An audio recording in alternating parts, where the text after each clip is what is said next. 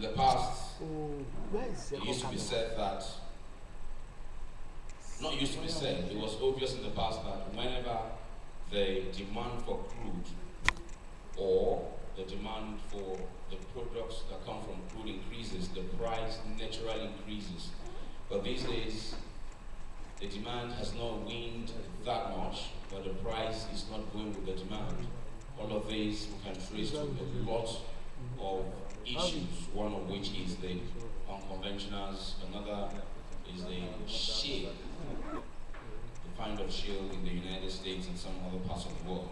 And this is making it that when there is some sort of loss, there actually is no boom in the price of crude. And this will form the bedrock of the discourse this morning in the panel session 2. And as I said earlier, there is no better person to be doing the justice to this discussion than our own very They are recording here. They are recording here. Shortly, we will be receiving them to kickstart the session. Anyway, but quickly, I just want to ask this question. I like to do these things like this the very last day this of audio meetings is or not conferences of this nature. Let them increase the audio level there. If Let them we're going increase the to audio capture level there. this year's conference in one word, phrase, or short. One word or phrase. What word would you use? Assuming the Nigerian Association of Energy Correspondents says they need your expertise to get a word to describe NIES 2017. What is that word you will use? Who wants to help me? One word to capture NIES 2017. The audio is not good. Any takers? Yes. Huh? It's not good. It's not good. Okay, so your hand was going on. Yes. The audio is not good. Very enlightening. Hope, enlightening. Yes, sir. Realities. Yes, sir. Splendid. Hope, enlightening, realities, splendid. Take note. Take note. Yes, sir. You have not set up to now. Camera in that man. Camera in that man. Camera in that man. I want these things captured. Any other taker? Any other taker? Yes, sir. Future? Yes, sir. Exciting. Tell me, please take note. Yes, sir. I'm loving this. What that tells me is all the effort that SPE puts into organizing this event, in spite of the challenge in the industry, does not go for nothing. And I am particularly excited on Monday when an award was given to someone in the academia. What that tells me is this partnership between the industry and the academia is getting even better by the contributions of societies like yours, the SPE. And if that we get it right, as they do in Brazil, I haven't been to Brazil before, and correct me if you've been there and I'm wrong. I hear as they do in Brazil, they have like a community in Lagos. There's a place we call Computer Village. It's not as big as what they have in Brazil though. There's a community where they come together, the academia and the industry, and as the industry has a need, the academia works with the industry through R&D to meet the need of the industry. So I imagine moving forward with all these conversations that we're having, we'll begin to get to that kind of relationship between the academia and the industry. But most importantly, we cannot stop talking. Someone said to me at the start of NICE this year, he said, what he doesn't like is that every year we come and we talk and we do not implement that much. And I will speak to remind him that we are a society of professionals. Our duty is to do the job. Our duty is to play some advocacy role with government and ensure that they do what it is that we know can drive the industry in the positive direction. And council chairman after council chairman, council after council continues to engage government to ensure that, at all levels of course, to ensure that these things that we discuss at these levels are taken into cognizance when decisions are made. And I'm certain that someone also asked the question yesterday. I can't recall if that question was read. I think the question came at the time the moderator. Okay, it was the first day, the second day now. But the question was that when it was yesterday, when the issue was raised as to why is it that when professionals go from the oil and gas industry into politics, why is it that when they go from the industry into politics as legislators or ministers or whatever you call it, they sort of diminish in terms of what value they are bringing to government from the industry? More like they go there with the mindset of dancing like a sitting senator. That was the question. It was not read to the hearing of delegates, because it came at the time we had ended.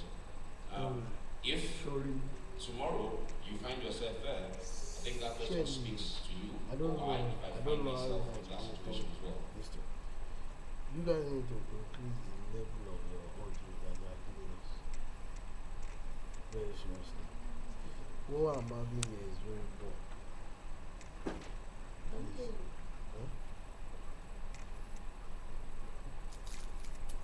So indeed, you find yourself in government, the industry relies on you to make the needed changes. We must get it right for this country to work as it ought to work. My name, of course, is Richmond Usuji, and it's always my pleasure, distinct privilege to be in your midst this past couple of years.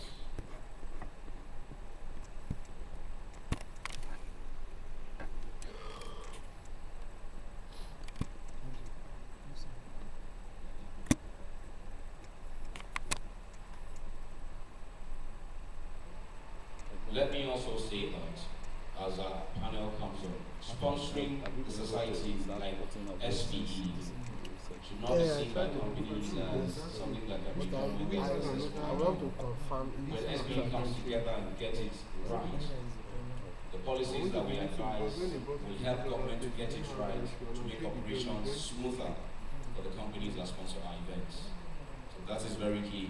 SPE sponsorship should not be seen as something that can only be done when there is so much money in the cost. I'd like to welcome our faculty for panel session 2. Can we please give them a round of applause for taking their seats? There's no audio. Come and see. Okay, no, check that. Just before I introduce them. No, confirm, they got it. Check a second.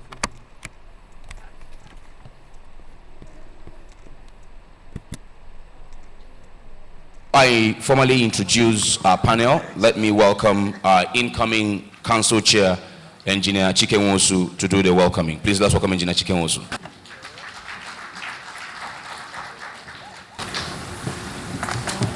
Thank you very much, Richmond. This will be my first event after the inauguration yesterday as incoming council chair. And you will bear with me if I get any of the protocols wrong. It's a learning process. So first of all, let me welcome the keynote speaker for this event, Dr. Egbert Imomo, who you will see at the time where his profile is read, is the father of SPE. He is the first African who has been SPE International president, and he has always been supportive of everything that goes in here. So first of all, let me start by welcoming Dr. Egbert Imomo. Secondly, we have Janine Judah, who is the current SPE International president and who has visited Nigeria for the first time, and I'm sure is enjoying herself. She's also mentioned that there have been quite a number of selfies taken with her, and that will continue in the course of the day. So very welcome, Janine. Yeah.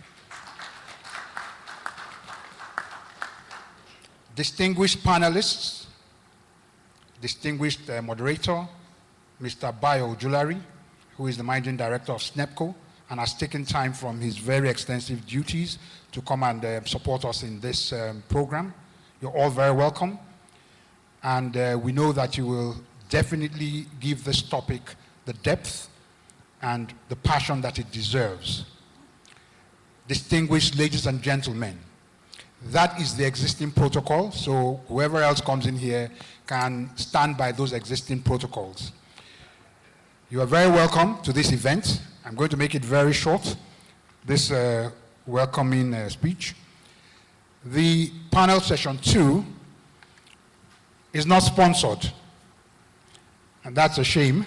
So I'm looking at all our traditional sponsors, and I'm saying that next time around, we hope that even with the impact of the cycle of oil and gas boom and glut, one of the economic imperatives will be to sponsor SPE.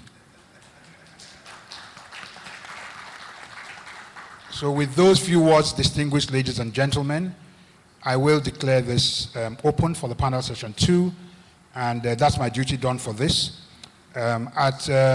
Please, during the course of this, please note that this topic is very important, and challenge the panelists as they provide you their solutions or their ideas about how we can, even within this environment, continue to look out for opportunities.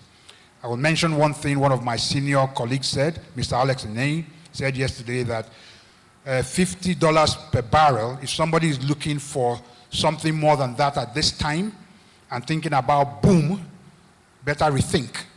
This may be the boom. Thank you very much.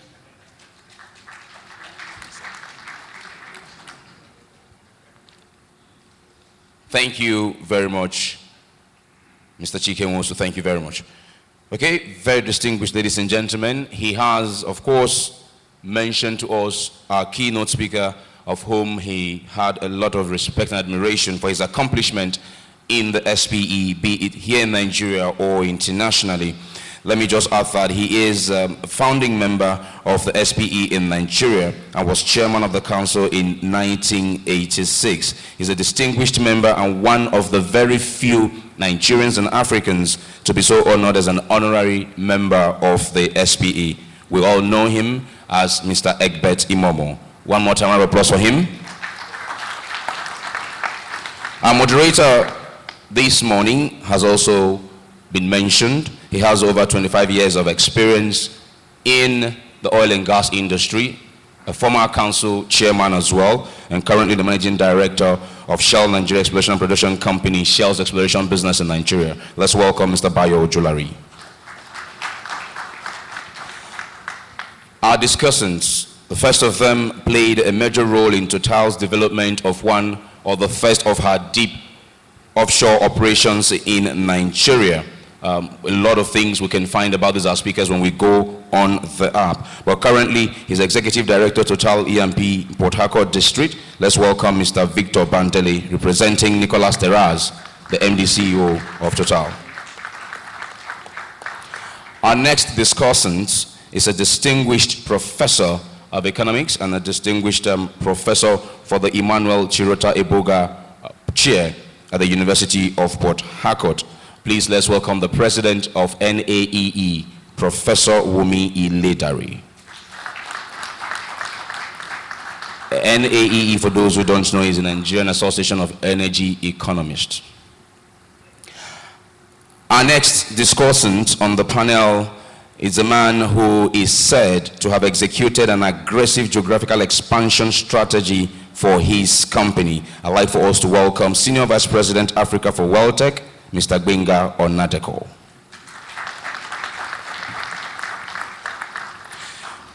Joining them to discuss this presentation is one of the few female CEOs we have in our industry doing so very well. Was called to Nigerian Bar in '79 and part of a group of professionals that founded Emerald Energy Resources. Please let's welcome Mrs. Cecilia Akwa Umoren, Managing Director and CEO, Millennium Oil and Gas Limited.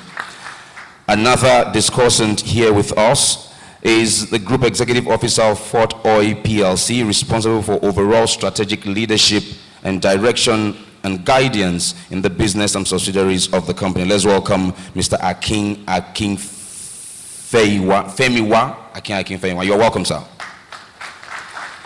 She needs not too much introduction. A lot of us have her picture on our phones. Some of it has gone on Instagram, some of it on Twitter, some on Facebook, on LinkedIn. And it's going to continue like that, trending for many years to come. For her love she's shown to us, her commitment to develop women, her commitment to grow the society, her commitment to develop engineers in the society. Let's give another one welcome to our 2017 President, Janine Judah. Very distinguished ladies and gentlemen, my job is done. I will now pass it over to our moderator, Mr. Ojula Risa. We take it from here.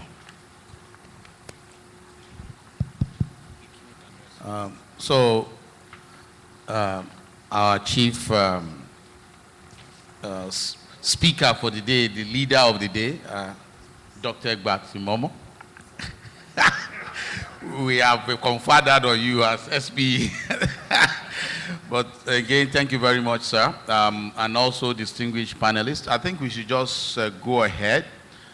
Just to set some ground rules, we'll listen to the lead presentation today to sort of guide us. I'd like us to try and listen because a lot of the subsequent discussion will be anchored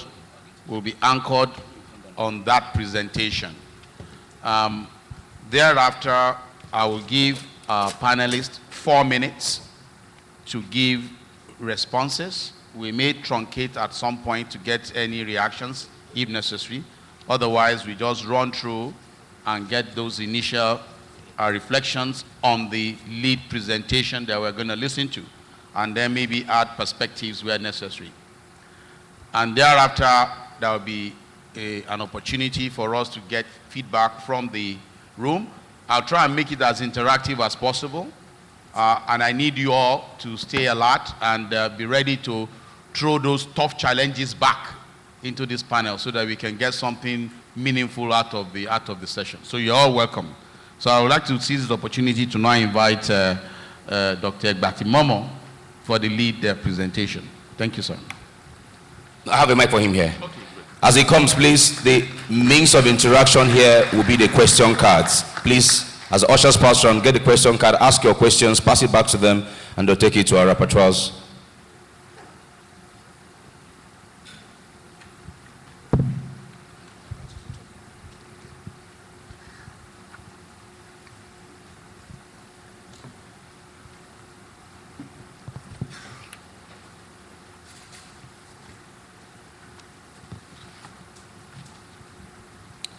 Thank you, Bayo, for your introduction and the MC. I think the screen before this got this right. I'd like to be called Mr. Egbert Imomo. That's the way it's going to be. But before I forget, I always do this. If I want to say something, I say I leave it to the end of my presentation. I forget. And I don't know what it's got to do with age or whatever it is, but I keep telling people, oh, you know what I mean, Kofi. But I thought I should first of all welcome Janine. I mean, for many years now, we've always had a president in this conference. So it pleases my heart that this tradition has been kept. And Janine, if you haven't done so, in your handover notes, you must tell the person taking over from you that August next year, he has to be here. It's already on his calendar. Thank you. Okay. I'm supposed to change it, you know?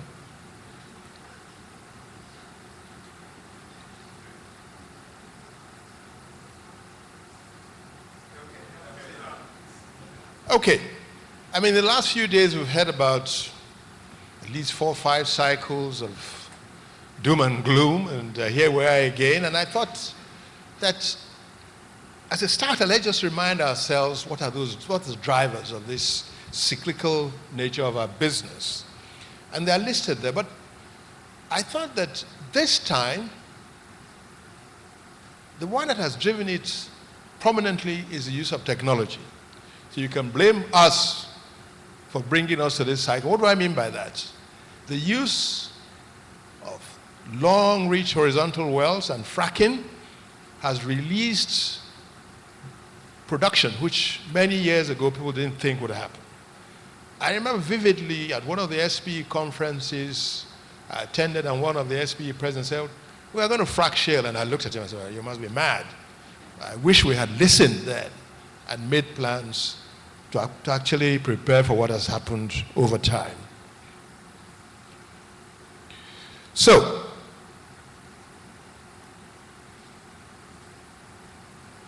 there seems to be a delay.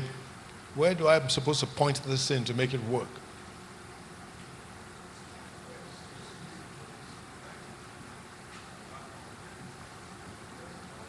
Where do I point it?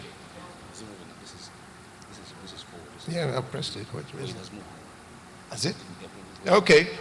To that direction. Okay. I think it's in a way funny that just about 3 years ago was when the downturn, this current downturn started. Because I remember being in London when the downturn started. And before that, we had 3 years of solid $100 plus of crude. And not only did we think that will continue, but we also made plans and acquisitions based on that level of production. Now,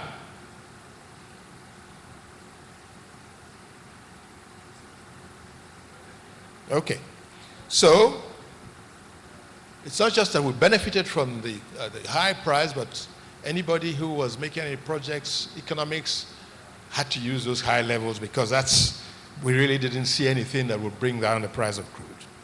Major investments were made, and the application of which I mentioned earlier was enabled by this highish level of crude production. And what we have seen is that resources which for the last 15, 20 years we never believed could be released were released. Not just shale oil, but also deep production from deep parts of the world. Okay, so, and I went back to see some of the projections we were using in those days, and you can see that even the reference, not even the reference, the low oil price scenario that people were looking at were still around the $75 a barrel level. And I'm sure those of you who were managers, if anybody came to your office with a proposal saying that oil would be $50, you will have chased him out with a barrel gun and said, my friend, you must be mad. But here we are, and here we are facing the issue. And I think what that did was energize those who had access to the shale oil and bring shale oil into production. And by the 2014, you can see how production had ramped up from, let's say, 4 or 5 years earlier to about 6 million barrels a day from shale oil. And I believe it will have continued to grow, but the fact that the abundance of hydrocarbons then made crude start heading south. So what has happened since August?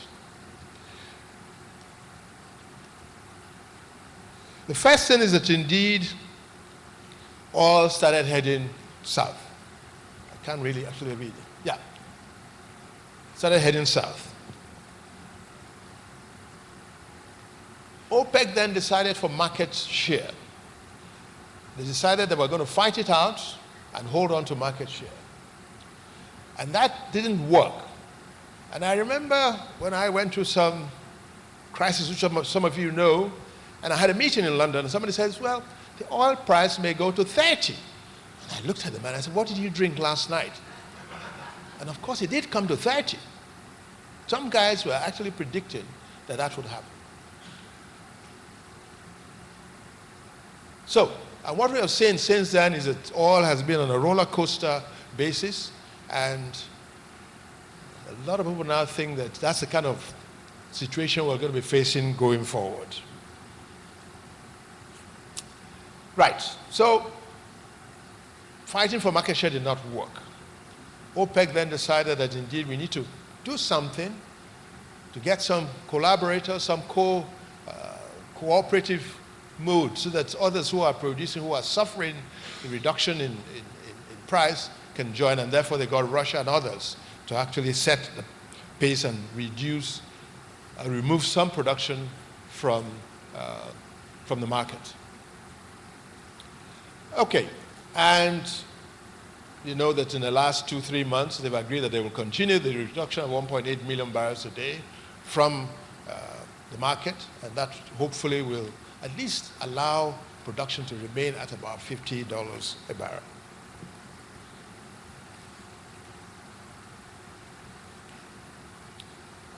I found this, I don't know whether you remember this, I do read The Economist quite often. If you remember, in September 2014, this is how they depicted that fight for market share. Two serious people looking and not looking at each other. That's the thing, not looking at each other. So what has changed? I think some fundamental issues have changed in connection with pricing. Before 2014, oil was seen as finite. And because it was finite, the expectation was prices will continue to rise. And prices responded relatively slowly to supply-demand balance, because the big boys, they were like VLCCs, and you don't turn them very, very quickly. The last point, that OPEC, before that time, had a balancing power. They could do things that will sort of restore the balance as you went along. But things have changed. As I mentioned earlier on, the price of $100 a barrel plus released new finds into the market. And with shale oil, one of the things that it's in the hands of fairly small companies, and their response time is rather brisk. And that means that if it goes up, they can get those frackers get working, and they can get production quickly. If it goes down, they back off. And last but not the least is that OPEC's importance is less marked now than it used to be. There have been losers and winners in this situation we have. All producing countries, OPEC and non-OPEC, and companies have lost a bit of their share, not the whole share, but part of their shares. Heavy oil that used to be could produce has also suffered, and shale oil as well. I believe at the last count there are about 3,000 what they call docks drilled but awaiting completion, out there waiting completion to bring them into production.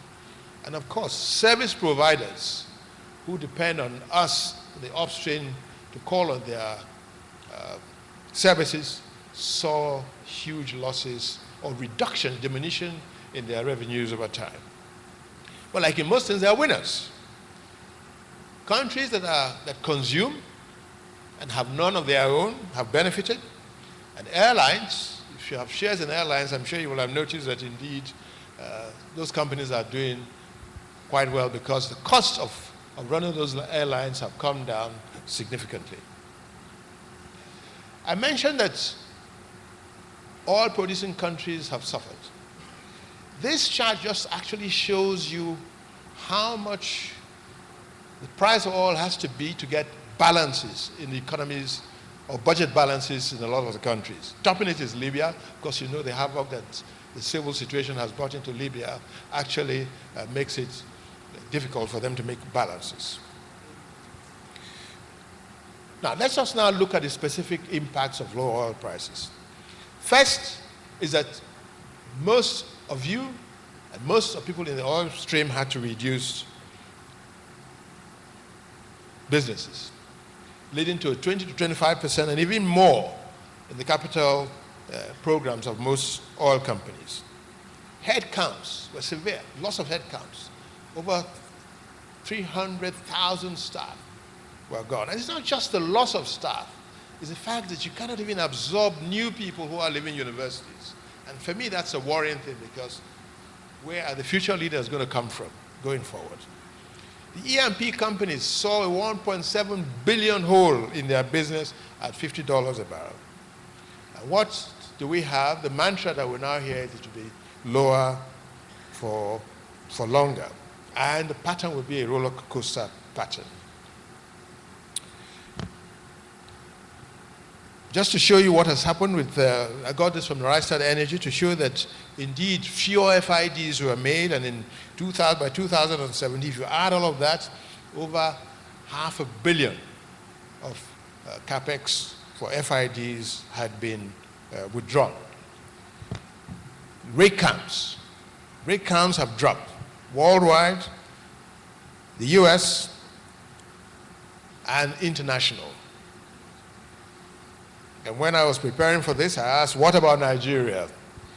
This is the figure I got, but I just wonder whether that's quite correct, because when I talk to a lot of people, they give me the impression that the number of rigs actually operating in Nigeria very, very low. And it's not only rigs as well. One measure is to look at the number of seismic crews actually operating. Because if you don't shoot seismic and prepare for tomorrow's exploration, you've got some problems. I did mention earlier on that a number of oil companies saw losses. This is a busy chart, but just look at between 2012 and 2016. Most of the IOCs, this is just a sample of them, lost between 40 and 50% of their revenues. I have chosen revenues not after tax issue, because you know different companies handle their revenues separately, but I just said, let's look at revenues and see what has happened. And if you look at service companies, they also have seen similar reduction. I then thought that rather than point fingers at shale producers, let's have a look at what they have, why they have succeeded. One, it's in private hands. Two, there's an alignment between producers and owners. It's an alignment, because you know the regime in the US is quite different. If the oil or gas is under your territory, it belongs to you. And therefore you cannot go and bomb or hijack or cut pipelines if you know that's where you're going to be collecting your royalty from. So I think there's something we can learn from them. They have existing infrastructure, easy to deliver to the market, and they have an existing huge fleet of rigs and support equipment. They have skilled staff. And I say that the same thing is developing in Nigeria, at least the skilled staff. So we have an opportunity to learn from what has happened with shale oil. The response time is quick. And I will mention later on what I think we ought to be doing in our own business. I mean, yesterday I nearly collapsed when I heard contract took 11 years to approve. I just wondered if the people were still alive who drafted that contract. They have introduced cost-effective measures. Initially, people thought shale oil will die, but they haven't died. They're still much alive. And in my next chart, I will show you how they have worked assiduously in trying to reduce the cost of doing business.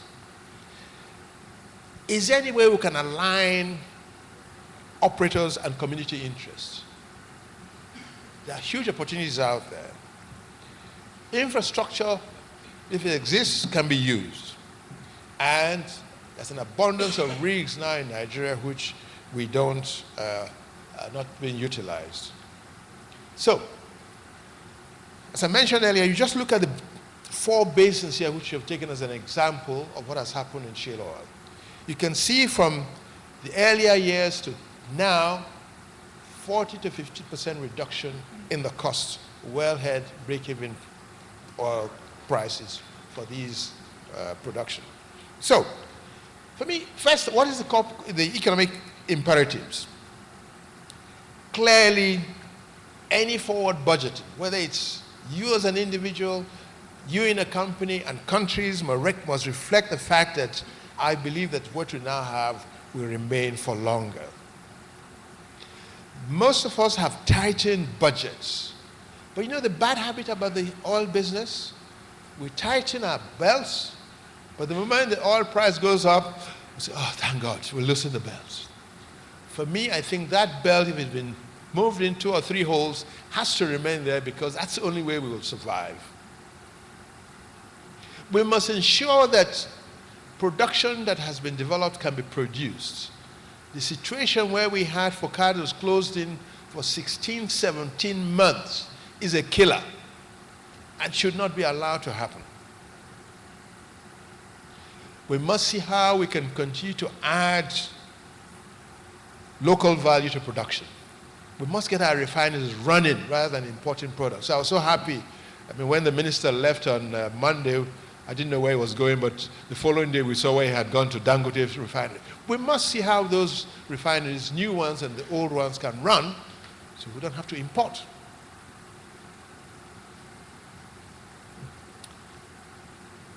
You will have listened and heard what the announcements were made in France and in the UK about internal combustion engines. Boy, we better look at that scenario and think deeply about what it will do to our industry. As I was preparing this for this paper, I was attracted by Saudi's 2030 vision. They are going to go into massive restructuring, adding some significant amount of jobs by 2030, generating $100 billion per annum. They want to see how they can foster non-oil industry companies. And they are going to have a grandiose IPO that will release funds into them to allow them to do that. And they are aiming to have $2 trillion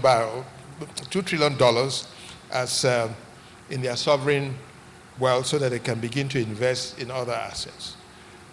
Now, what are the consequences? I also saw an article or a statement which I found a little worrying. He said, the minister said, we wouldn't give a thought, wouldn't care much. By the time they have done their Vision 2030, whether oil is 40, 45, 50, or 55, because they will have moved away and have invested in other things going forward. Now, where will oil price head? It depends.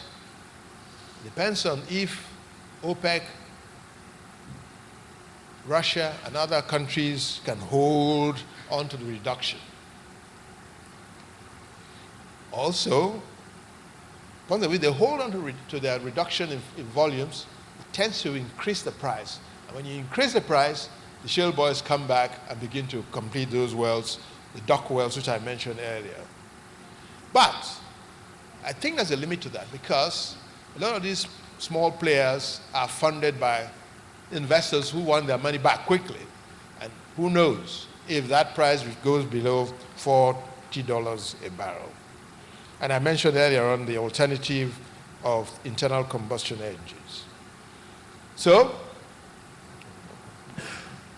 what will guide the price of crude and oil in the future?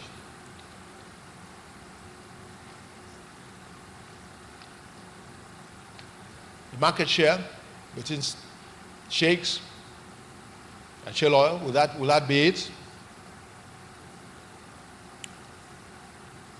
In the longer term, the ban which has been announced by France and the UK on diesel and petrol engines, how will that impact on us? You know, as I sat in my room yesterday, I said, well, one of the things that will happen, I think those second-hand cars, many of them will come into Nigeria. So they may still require to run those cars as we go along. Okay, what are the imperatives going forward? I think that we must hold on to the costs already achieved. I know it's painful, particularly to the service providers. We must quicken the contracting processes, and I was happy to hear that indeed all kinds of work streams have been set up whereby deliver within 6 months. Because no point giving a quotation and you're waiting for 2-3 years for the contract to be awarded. Doesn't make sense. The federal government has to be complimented in trying to ease doing business. But that easing of doing business, I don't think should apply only for those who are coming in. There are those of us who are here who also need that ease of doing business, multiple taxations, contracting processes. We need that ease of doing business as well. Collaboration amongst different groups. Don't hang on to I must do it alone. If you collaborate, it presents opportunities for reducing costs. Innovate, innovate, innovate. In this system, you'll always find better ways of doing the business. Don't shut your eyes, look for those opportunities. But also standardize. Simple standardization can also help in reducing costs. I also felt that in this downturn, it's very easy to just shut down everything. But I think it also presents an opportunity to us to do some, what I call speculative seismic. Because what does that do? It allows you to put on your running shoes,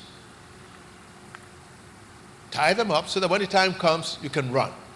Because without seismic, new seismic in a lot of these finds in these areas, you will not be able to plug your well in the best place on the structure.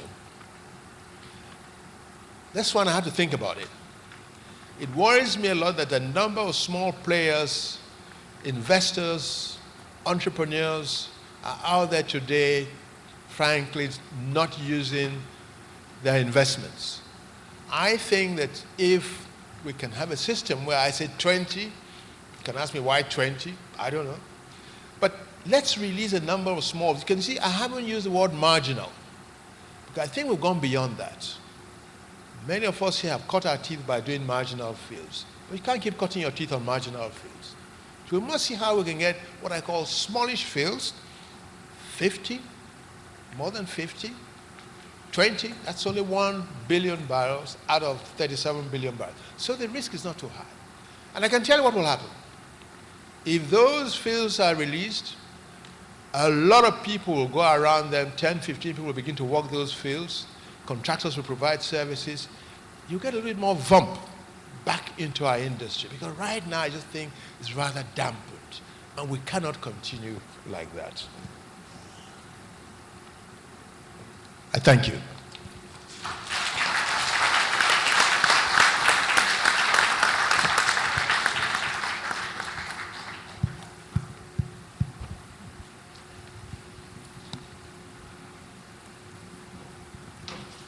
Ladies and gentlemen, can we keep the clapping going?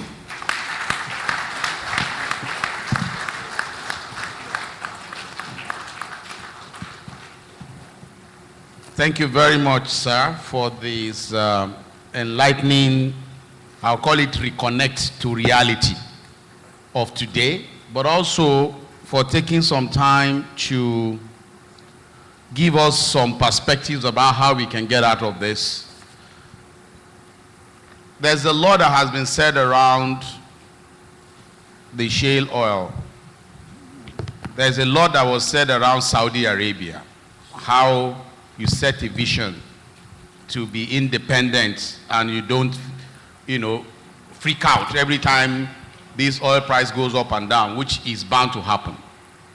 And I think, and there's a lot of examples that has come from these conversations around not just the technology of today, but the technology of tomorrow. Because there's always a tendency that we just focus on what is happening now.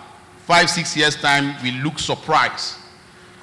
So I think in this presentation, we can draw out what I would classify as the case for action, anchored on where we've been coming from, the reality of the fluctuations in oil prices, which we've talked about, but also anchored on what did we do around when those prices were high and we have this revenue. What do we do with it? Do we diversify the economy such that the overall economy is able to support continuity of the oil industry? Or do we just do something else with that revenue? And how do we set a bold ambition that is very clear, as you've seen for Saudi?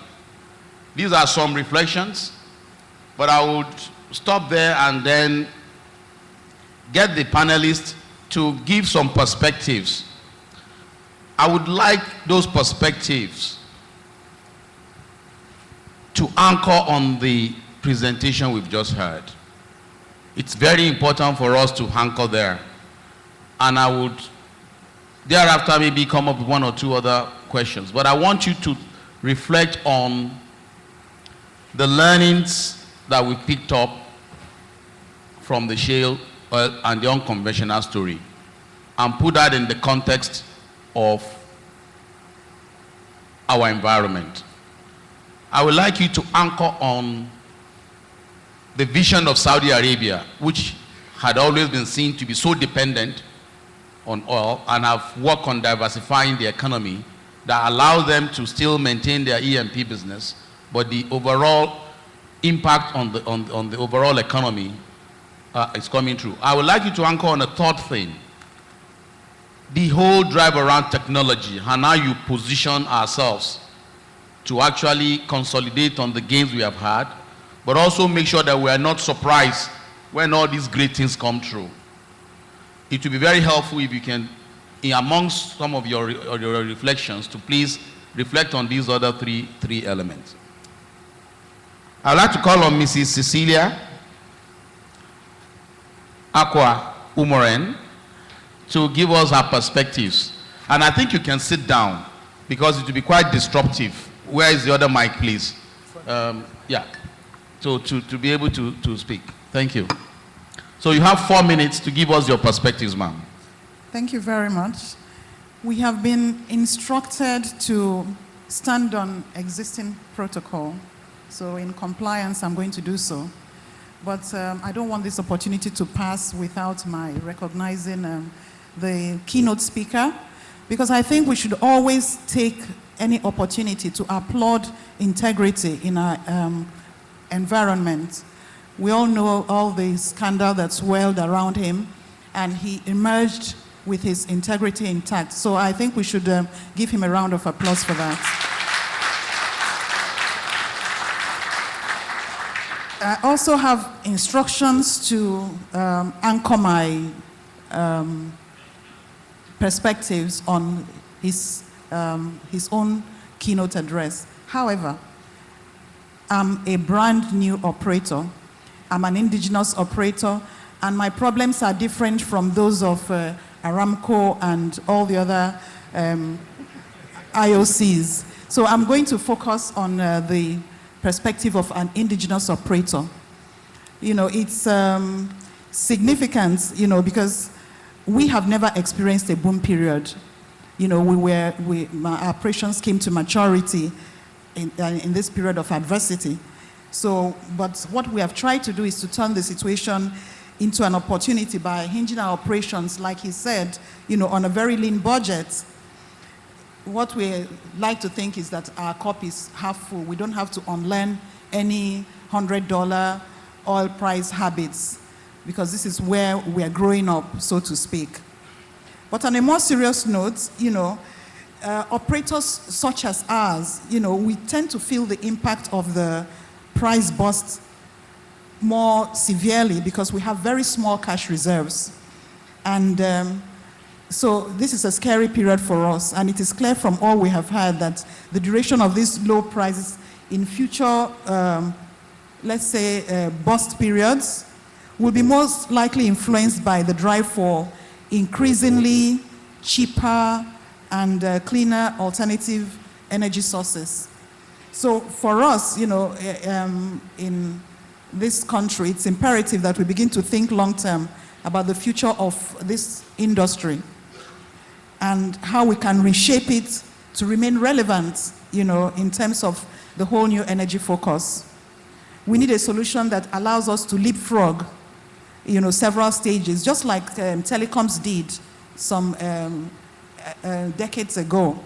So anyway, but the sad thing is that apart from going through an economic crisis, in Nigeria we also are going through a crisis of values.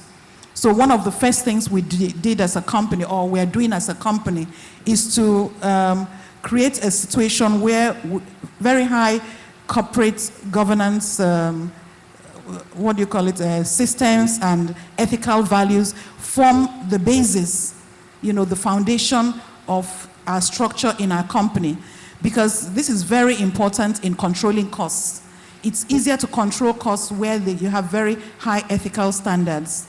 So, and he made it clear that cost control is one of the greatest imperatives of being able to survive and thrive in a bust period.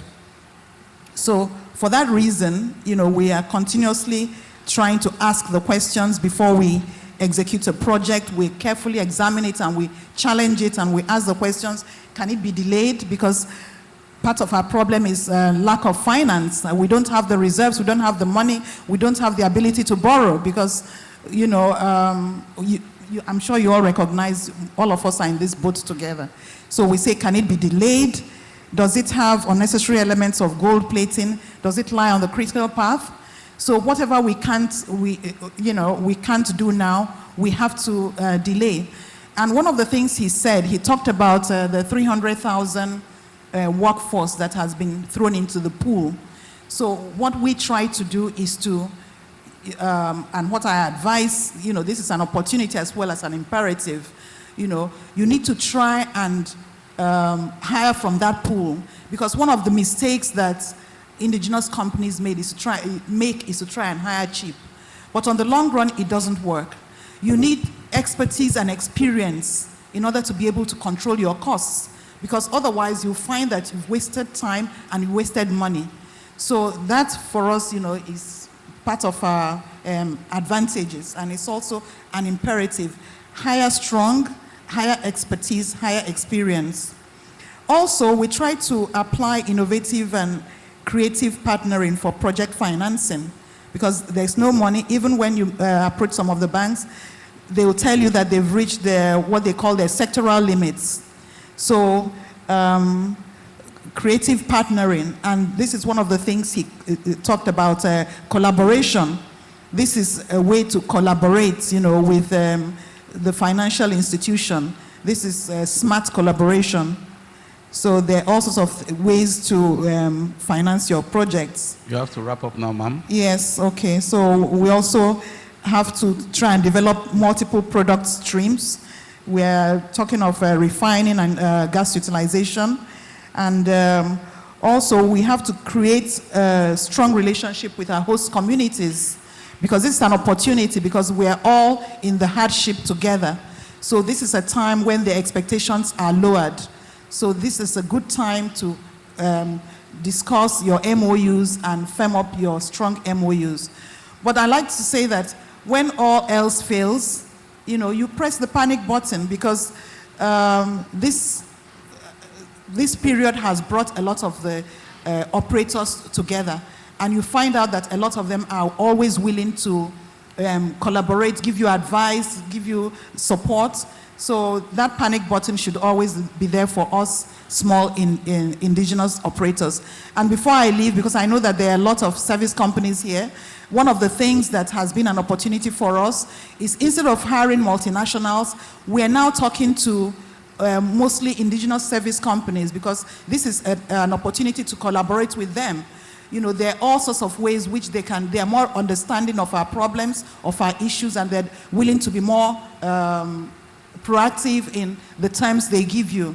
So I've run out of time. Yes, thank you very much. Maybe I have an opportunity. Round of applause for Mrs. Cecilia. We'll have more opportunities to continue the debate. I think I'll be moving on now, and I would like to invite Professor Iledare to give us his 4 minutes summary and perspectives. Thank you, ma'am. Thank you, sir. You have okay, right. Good. Thank you. Good morning.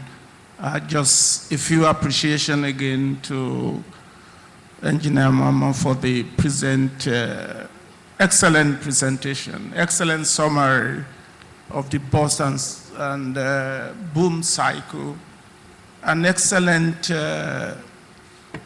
example of the way Saudi is thinking. Excellent review of the shale impact, and just a reminder of history. 2013 at Ulubri lecture here in Lagos, I sort of alluded to the fact of what will happen if shale production should boom. Now we're only dealing with the US. You could imagine when the technology evolves the way the deep water evolved all over the world, what will actually happen to the black gold. Also, it's equally interesting, and that's where my remark will be focused. And I'm going to use a simple identity equation.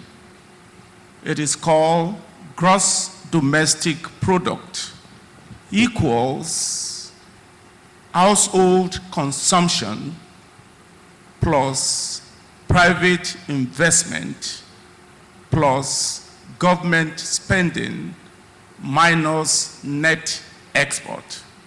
Now, if you are exporting country like Japan, instead of minus net export, you are going to have a positive export. And this is where I think I can add some flesh to the presentation of their father of SPA, as is being called. If you look at the first slide, he alluded to the fact to what the causes of boom and cycles are. He said something with economic growth. He said something about investment levels in the industry. And he's not even talking about the oil industry alone. He's talking in terms of the manufacturing sector of the economy. And he mentioned something about the political conflicts, financial crisis, technological innovation. The conclusion, in my opinion, is that this business cycle is inevitable. The only thing then you can do is to find a way to minimize the dip when it is going down. And this is where my own focus will be on the role of government.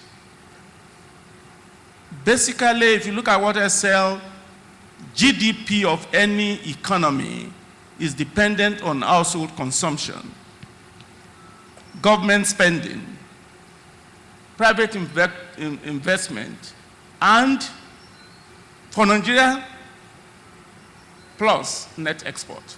And each of these components of gross domestic product has an important part the government has to pay. So let me quickly run 30 seconds on each of the component.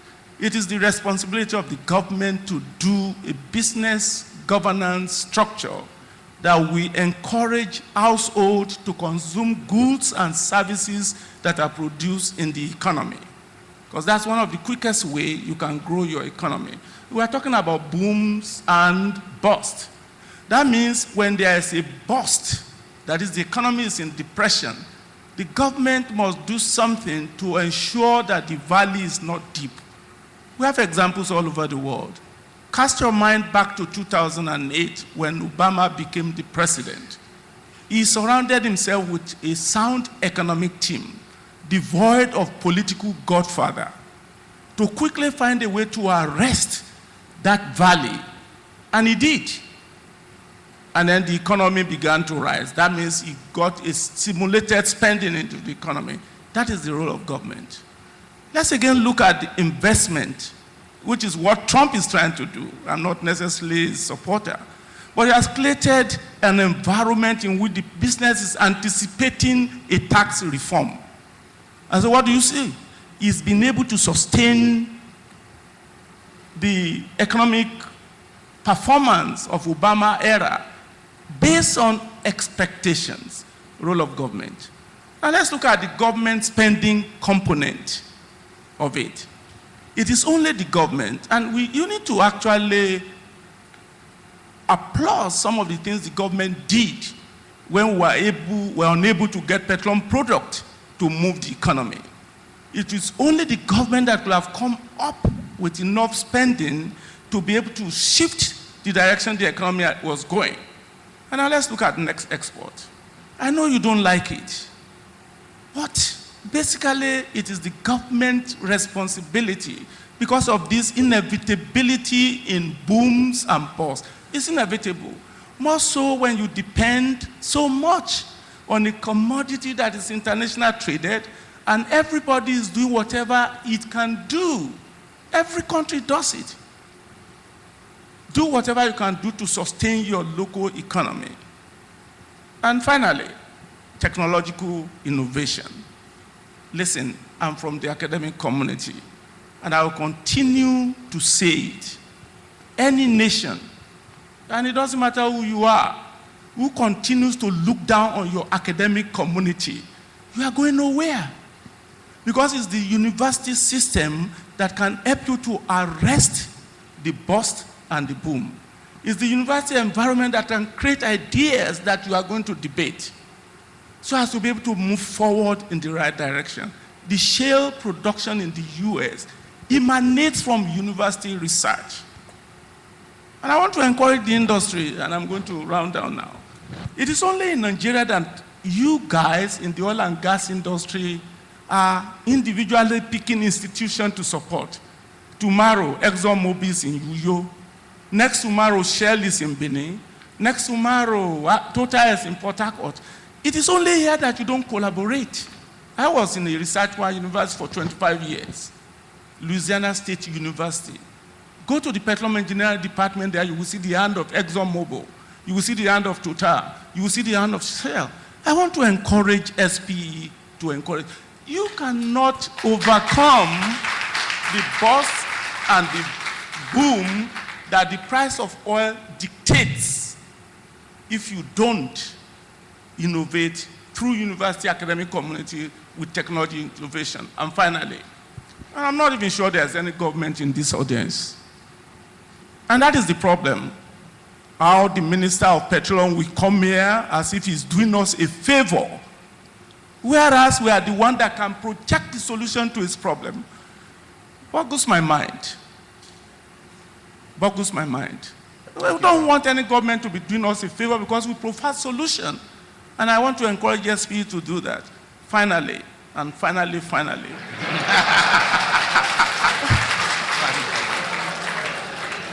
I'm going to commend the minister, even though I've said something I don't like about what he did. You know, at your level, you should not be afraid to tell the problem as it is. Perhaps you can get solution. At least for the first time in the history of us, for 20 years, finally we have a document called gas document, petroleum document, fiscal responsibility document, host community document.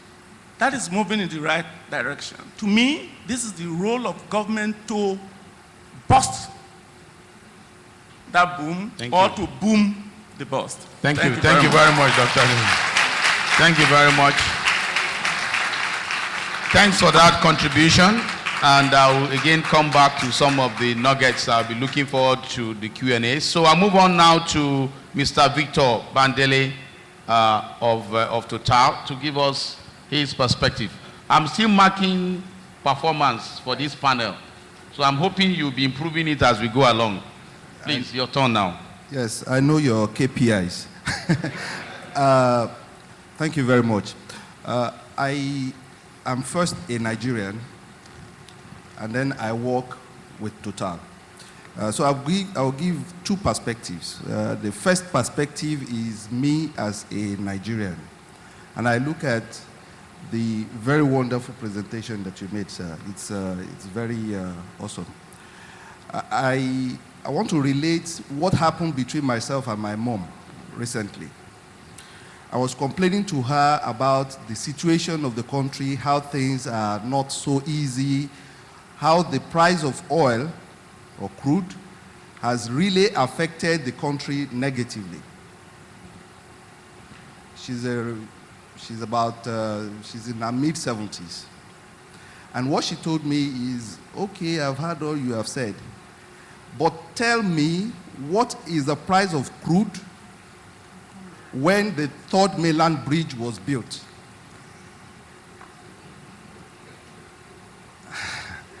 So I said, so if we can look back to the prof's chart of the evolution of price, we'll see that at that point in time, we were not in a $110 per barrel situation.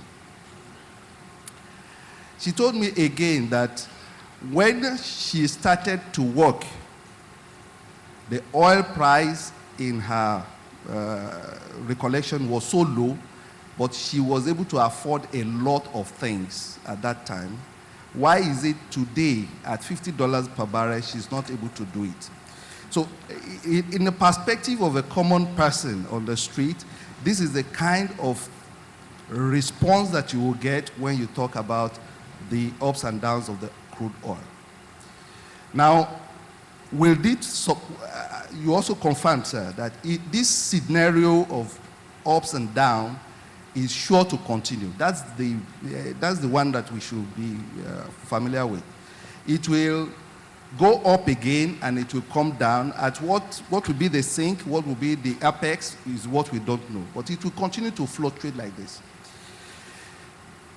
So the first thing I want to isolate from what Prof said is the response that we have for the long term. And this is where each one of us is responsible for an action that we will take. From Total's perspective, we have been in business for several years, hundreds of years.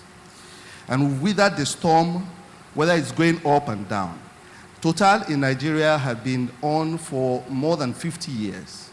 And all this period, there is no year that we do not declare a little profit, at least. It means that some of these companies, and I know this is the same with Shell and Chevron, we have a way to react quickly to situations. Today, we've employed so many smart, most of the things that have been listed are actions that the companies have taken. I would like for the countries to also take this kind of initiative. So as a Nigerian, I reiterate that there are actions that we need to take that is our own. On our own side, we talk about seismic acquisition and things like that. I'm proud to say here that we, Total, shot seismic in 2016, which was considered to be the worst year. So some of the long-lasting things that we need to do, we also need to innovate during the low period. All the innovations that I've been talking about today is really best done when the price of crude is very low. We are employing and we are encouraging all the works that needs to be done with the indigenous service company, and we are not neglecting the multinationals also. I think it's a collaborative thing, and we should look at where you have the best opportunities. We work with both the high class and the low class, but taking the best benefit at each opportunity. Our own initiative is really more centered on the human beings. We try everything possible to make sure that the humans that are employed in our companies feel comfortable to even innovate, to continue to work at the low ebb of the price of crude, which helps even when we have a boom, we are also able to weather the storm. So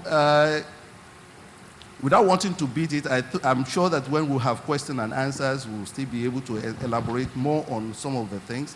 But my take is that at the time when it is low, when the price of oil is low, we really need to do a lot. But the lot that we are doing must be sustainable. HSE, for us, is one of the key points that we take into strong relevance. There's a lot of actions. A lot of people say that we should keep it simple, keep it very simple now, low cost, but we have to be careful. The low cost of today, the activities that we do at very low cost, if we are not careful, they can be a catastrophe of tomorrow. There is no company that is able to survive with a major catastrophe. So it's what we have to avoid. We have to do everything possible that even the actions that we are embarking on today do not lead to catastrophe tomorrow. It is very important for our businesses. So we go all the way, we innovate on keep it simple methods, but at the same time, we try to make those keep simple methods to be sustainable and to be HSE compliant. Thank you very much. Thank you very much, Sir Victor Bandele, and for making those points. We have to step on and move on, and I would like to invite Mr. Akinfemi Wa of Forte Oil to give us his contribution. We are getting better at the timing, so please again keep the performance up. Thank you very much, sir. And first of all, thank you to Mr. Egberti Momo for that beautiful presentation from which I have made my own notes to speak. Boom or bust, I'm going to look at it from a downstream perspective. As we are today, the boom or the bust for the downstream sector is not, it's not a good time. I mean, either time is never a good time for us because of the situation we found ourselves. And for the downstream, I'm sure you know that our operations are from the refinery to the pump. So from the refinery to the pipelines, the storages, and then the haulaging infrastructure to the pump, and then we sell fuel. But because our refineries are not working optimally, in fact, optimally is not even the right word to use, but let's take it like that. We have become a net importer of products. And what we're doing in Nigeria is that we're robbing Peter to pay Paul in certain instances. So when crude production is not maximized, we always find out that we're using about 50% of our earnings to bring back the same fuel for consumption. So, and when you do that, what it means is that the foreign exchange that the government should have used and converted into Naira to facilitate infrastructural and social projects cannot be put to good use. So one example is power. Power is a major problem today. If the government had so much money and so much foreign exchange to use, the power infrastructure will be developed and it will translate to cheaper goods and services. Now, so when we take that oil, the cheap oil, when it has been subsidized or it's gone over the recommended pump price and you have a subsidy and you've used 50%, you would then find out that most of the monies you have made has been used to bring back the same oil. And for products that are deregulated, we do not have a problem because we pass on the cost directly. For products that are not, 70% of our consumption is PMS and is regulated. So when oil prices go up, we always find out that, look, the government indirectly or directly has a subsidy cost to incur. And once that subsidy cost is incurred, the value of any foreign exchange earnings will be wiped out. So what's our perspective at the downstream? I'll speak as a downstream operator. We need to use the boom to enjoy the benefits from the bust. And how does that happen? Let me first of all start from policies. Two policies that are very, very important. First of all is deregulation. Without deregulation of the pump prices of premium motor spirit, which is petrol, it's going to be very difficult to enjoy all the benefits that may either come from the boom or the bust. The second one is the revamping of our refineries, and deregulation will also ensure that private operators come into refining, because at the end of the day, you'll be able to sell your goods, your products into the market without any subsidy. So, using the boom to correct the bust. So we used all the proceeds from the boom to develop infrastructure. So we use it to revamp our refineries. We use it to enhance the capacities of our reception facilities, storages, pipelines, depots, ports, dredging of our ports. Today, we have one of the most expensive port costs in the world, because of the fact that the cost per ton is huge because we have to break bulk most times. So we need to dredge our ports. We need to also use the boom to build infrastructure like SBMs. And when I say SBMs, I'm talking about floating port facilities, like the one that Oando just commissioned at Marina. Now, when we have all the things, when we put in place all the things from the boom, now we're going to save a lot of foreign exchange because we're no longer importing products because our refineries are producing locally. And whoever is operating the refinery will buy products in dollars per barrel from the federal government. So the federal government is not losing anything in terms of subsidy. And of course, there's deregulation, of course, at the pump. When we've corrected all of that, then we'll now begin to speak about the bust. Sorry, the bust, yes. Now, at the bust level, the first thing is cheaper products for the Nigerian consumers. And once there's cheaper products, what you have is that the level of disposable income becomes higher. And people are now able to spend more on goods and services that will grow the GDP. And will also, industries and other manufacturing companies will also enjoy from the bust to provide cheaper goods and services, which will also enhance disposable income. Once that is put in place, it will become a cycle of boom, bust, and irrespective of where we find ourselves in the downstream sector, all we need to do is provide goods and services. Well, when I say goods and services, I'm talking about products, petroleum products at the pump and other ancillary services.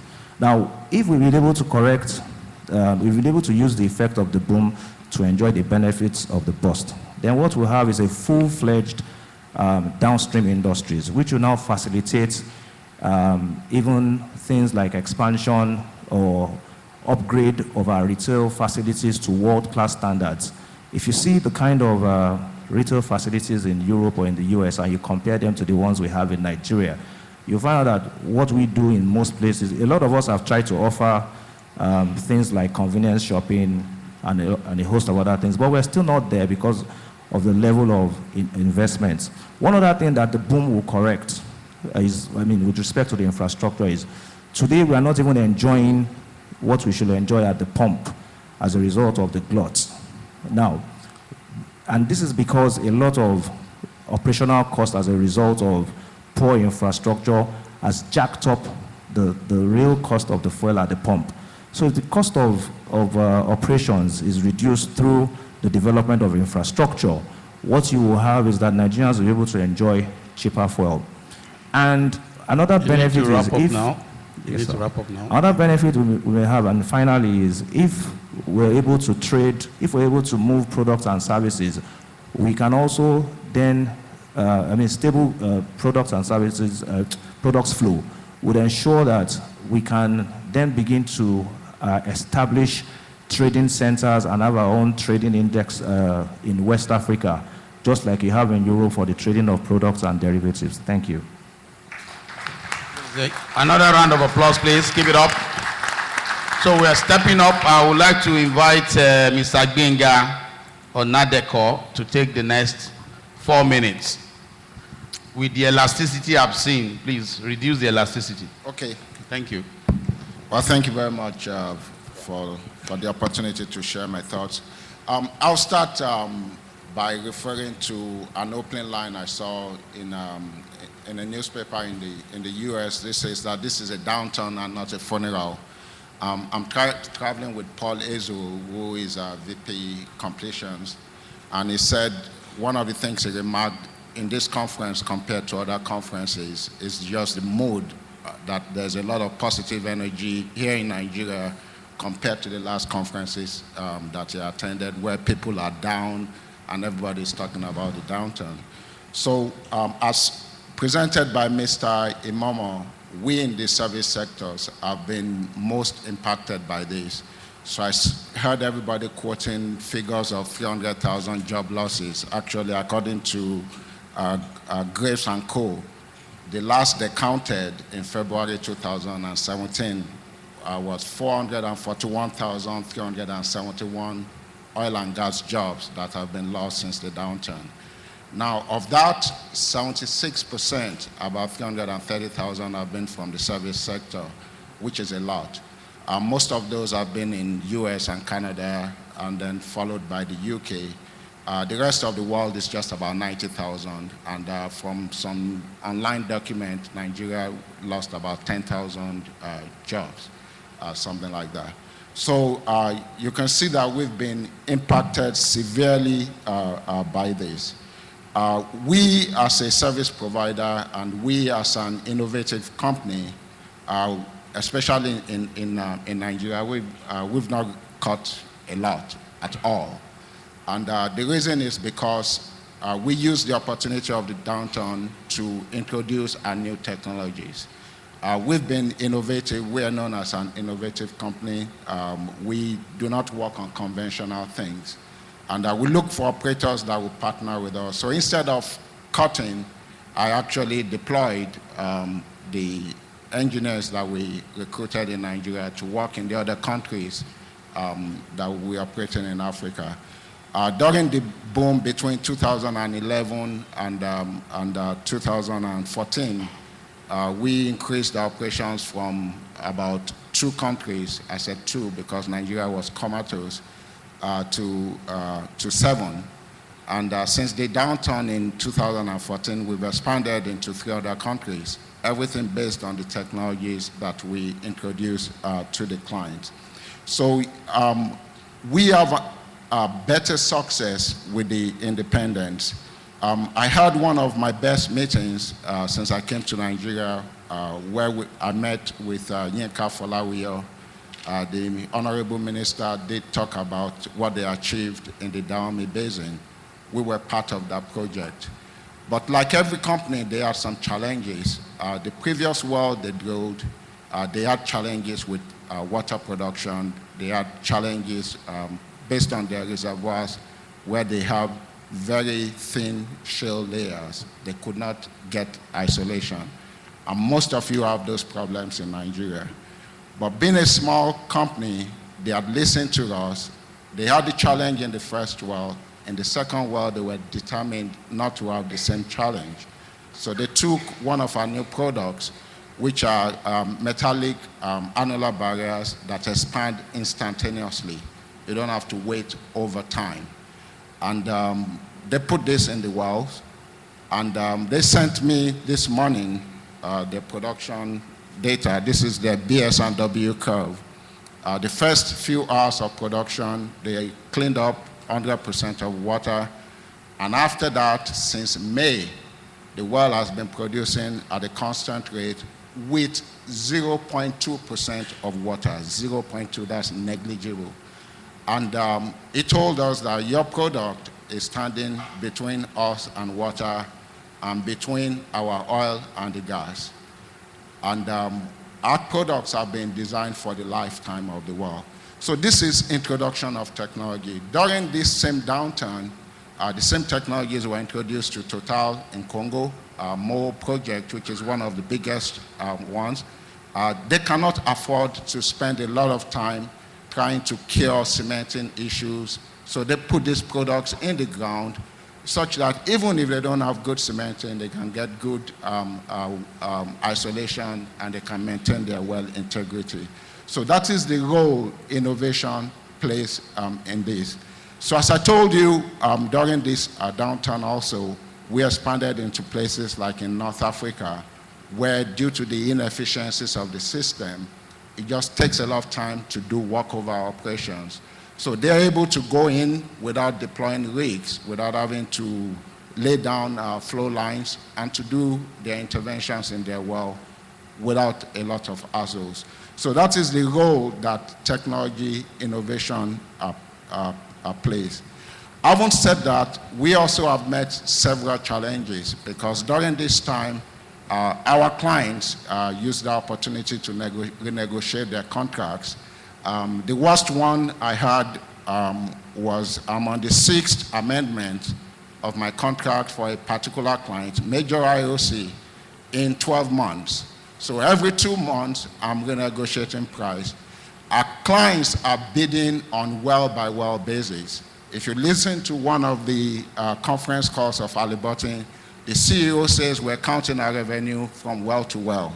And I started to think to myself, if the CEO are counting revenues from well to well, we're thinking about what's going to happen 5 years from now, 6 years from now. Our visibility is so cloudy in our industry such that we don't even know what's going to happen 3 months from now. Now, if we are able to get good visibility, we can deliver services to you, we can plan our resources, and then you can maintain those cost levels that you're talking about. Coming to the contracting side, one of the things that we want our clients and the government to look at is the role of small, innovative companies in technology development. As you can see, during this downturn, companies our size, a lot of them have been bought by the bigger service companies. Unfortunately, some of those technologies will not see the light of the day because some of them will be killed. The challenges that we have are that your procurement people are looking at the unit cost. They're bundling services and they're tying up the hands of the engineers that want to use these products who do not have access to them because at times these products are niche services. So we want you to look at your procurement practices and also make sure that you give room for small innovative companies to be able to add value to you. So just summarizing what I've said, it's a downturn, it's not a funeral. We require visibility in your resource planning.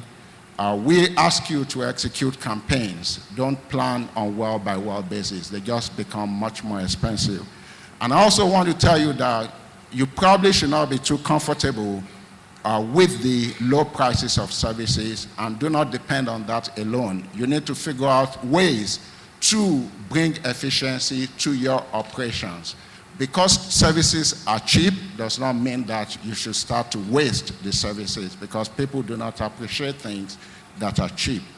And to my colleagues in the service industry, you cannot be looking at the Amazons or the Spotifys or the Ubers who operate businesses at losses. Their own interest is just to grow the value of their company. Today, Jeff Bezos is the richest man in the world. Jeff Bezos made a profit of 2% last year. Uber is valued at $50 billion. They lost $3 billion last year. So I struggle to wrap my head around how we can participate in tenders and we lose money. So we need to start to be more disciplined with this process. And what's going to happen to the operators is when things improve, the cost of services will be jacked up because you cannot sustain services. You cannot be developing technologies that work in extreme environments, in 350 degrees Fahrenheit wells, very high pressures, and bidding to lose. The Ubers and all of these other guys Uber does not even own one single taxi, but the company is valued at $50 billion. They can afford to do all these things. Thank you. Because we the got to wrap up consequences now. are low. So the last point that I would make is just to us that we need to continue to innovate. We need to make sure that our industry ages in reverse. What that means is that all the data that we're collecting, we start to introduce, to invest in artificial, in AI, whatever we call it, artificial intelligence, whereby instead of depending on us, human beings, every time we have a challenge, we come together and we start looking at our experiences. Why don't we feed into the system the data we've collected over time, such that you would have something, if some of you have got Amazon's Alexa in your house, whereby you get into your meetings and you say, Alexa, I've got a problem with the well. What should I do? And then Alexa tells you, Total had this problem, this is what they did. ExxonMobil had this, these are the options you have. That is where we need to provide. Thank you very much. Thank you very much. Thank you very much for that. Really, really insightful perspectives. I deliberately kept our guest to speak last just to ensure that she can synthesize some of these perspectives, with her own external perspectives and land that for us. So the floor is yours. Okay, set the bar high. If you remember from my discussion on Monday, I talked about really the repeating the cycle, the retrenching, rediscovering, and renewal. And it's a business cycle. And when I speak to students, every business has a cycle, and we have them too. But the impact of this one has been mostly economic and not technical. And I'll talk a little bit more about that. But to reflect particularly on Egbert's slides, a couple of them in particular, his slide on the unconventionals, the drivers for the U.S. shale was spot on. I had almost the exact same points that I was going to talk about. It's a unique combination of private ownership of minerals, access to capital, and access to infrastructure and a workforce. But what controls it is not the government, it's price and costs. And that's hard for people in almost any other part of the world to get their head around. I was in Ecuador last week and tried to explain that to someone. There is no government controlling that. It's strictly the free market that controls what goes on in the unconventionals, and that's what makes it a unique situation. Then around Saudi, they are also unique in that they take, in my view, the longest long-term view of the business of anybody. And they're planning on a 50 and 100-year window where the IOCs and other national oil companies operate on a much smaller cycle. And the reason they can do that is because they have a king. And one guy owns everything. And he runs the government, he runs the oil company, he owns it all. And I know we love to complain about our politicians, and Nigerians complain about their politicians, Americans complain about our politicians, but I'll take a messy democracy any day of the week over having a king. And it's just a very different view of the world that they have there, that they can control the whole thing. As far as imperatives, my favorite quote, and I'll try to do this fast, is Warren Buffett's, "When the tide goes out, you know who's been swimming naked." And we've seen that because really what this is exposed is weakness in the financial and commercial structures in a lot of our companies. So cash flow is king. This downturn has rooted out unstable companies and unstable financial models. It's forcing stability by the governments because capital is fleeing investment where they don't see stability. And so it's forcing governments to be more stable in their terms and conditions. And it's also driving a merger and acquisition cycle. You've seen it in the United States. You're seeing it and also a divestiture cycle. So you're seeing it here where the properties are being sold off by some of the IOCs and being taken up by indigenous companies. You see that in Norway, in the United Kingdom. They're also the same cycle. There's a lot more money flowing there because, again, that's stability. People sense Norway and the UK as good places to invest and very stable. And so that's where the money's flowing. And so they're getting money to invest for their indigenous companies. Opportunities, again, new commercial models, already been mentioned, different business-to-business models, particularly operator to service companies, and different relationships with the government, especially in places like Nigeria where the government controls so much of the oil economy. New money that can come into the market, private equity, venture capital, both Nigerian money, both inside the country, and I've learned a new term, the Nigerian diaspora. You have a huge diaspora all over the world that do control capital that can come into Nigeria and also in the open market. There's ideas around sharing the wealth locally. Indonesia has changed a lot of their rules to where local communities get a share of the oil money to invest locally. And it has changed the whole way of life in places like Sumatra. And being a capitalist at heart, ultimately competition and not control of the markets tends to incite transparency and efficiency and bring capital into markets wherever that happens. So with that, I'll finish up and we'll go to your questions, I think. Thanks. Round of applause for Jeanette. Thank you very much. So ladies and gentlemen, I'm sure you're aware these cards are available. Please, for those who have questions, just for efficiency, please write them down. You know, folks will pick them up and they will bring them in, and we'll try and sort of consolidate the questions so that we can move on. So I've got 3 cards. I'm expecting a bit more, and 2 of the cards goes to Mr. Egbert Momo. Stand corrected. I like the doctor thing, but I get the message. Okay, so and the 2 of them actually covers this whole concern around the internal combustion engine and the impact that could have. So there is a question that says, what do you think should be the strategic reaction by Nigeria to this,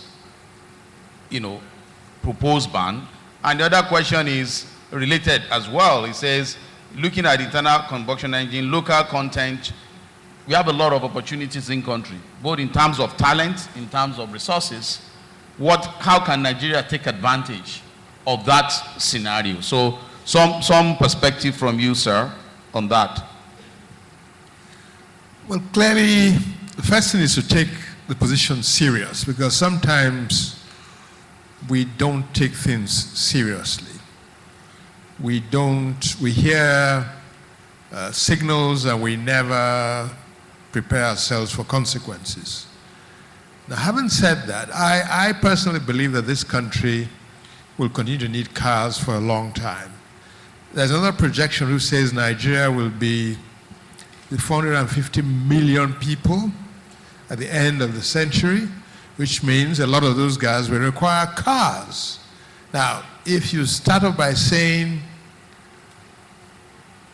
all our production, or most of our production, should go to local refineries so that we can provide fuel for our own cars, that then absolves you from some of the vagaries you get from, by exporting crude outside. But I think the first thing is we should take it as a serious signal. I mean, I always say that in the past, remember, I think it was Obama who said,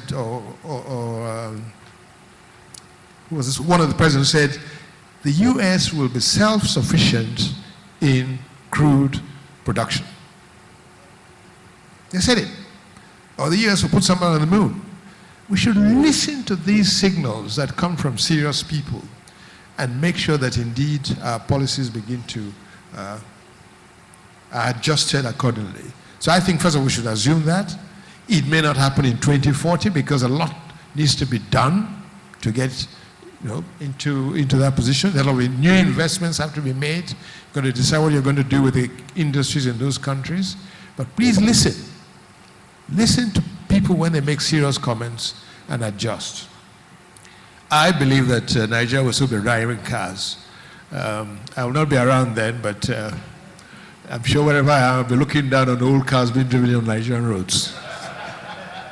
Thank you very much, sir. We'll still look for you for a very long. Remember, these days we have up to 128. So don't go there. We will apply all the applicable technologies. Please, round of applause for Mr. Egbert Momo. Thank you, sir. Thank you. So the next question I have is for Mr. Victor Bamidele, and he says, are there no pragmatic measures that can be put in place to eliminate the fluctuations in the prices of oil? If there are, what factors hinder the applications in Nigeria?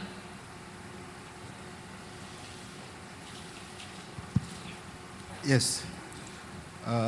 There are 2 ways of looking at things. You can look at what you can control and look at what you can cry because you cannot control. The price of oil, honestly, has been, many people have talked about it, is dependent on so many factors. We've talked about the shale, there are so many things that affects the price of oil. Me, I am an advocate of what do I do to make myself resilient? What do I do to make myself more like protected regardless of the price of oil? And this is the emphasis that most of us have been trying to emphasize, that I would prefer to answer the question, what am I doing not to be so much affected as a company, and what should I be doing not to be so much affected as a country? As a company, we've talked about innovation in so many areas, and I think we have to sustain it. We have to sustain the fact that, we talked about so many factors here. I will bring one that we have not mentioned about, which is our communities, where we produce the oil from. These communities are extremely important for the sustainability of our production.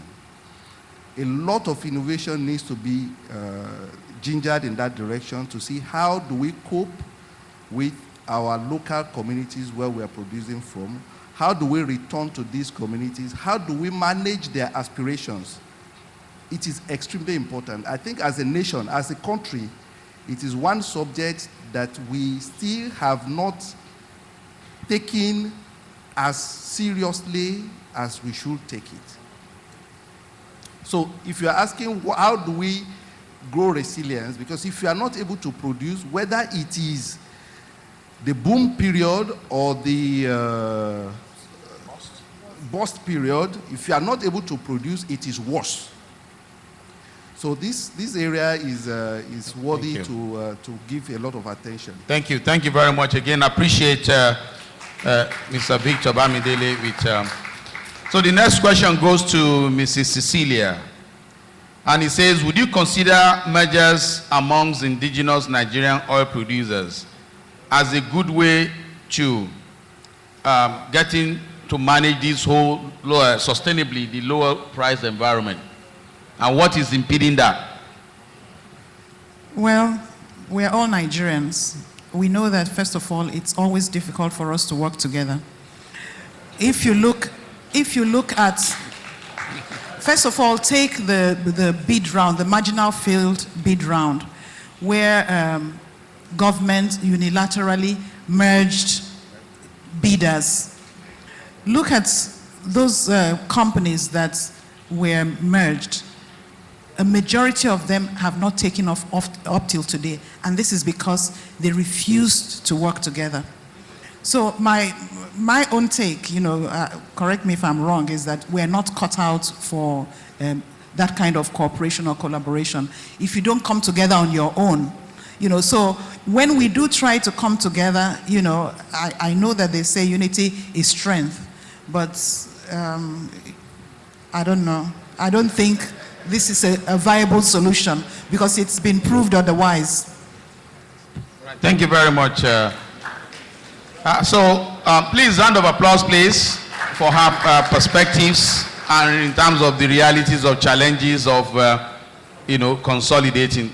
I'd like to now move to Professor Iledare. There's a question for you, sir.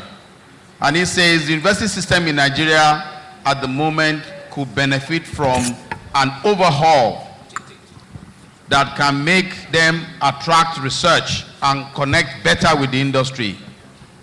What would you do differently to ensure that this university and industry collaboration is enhanced?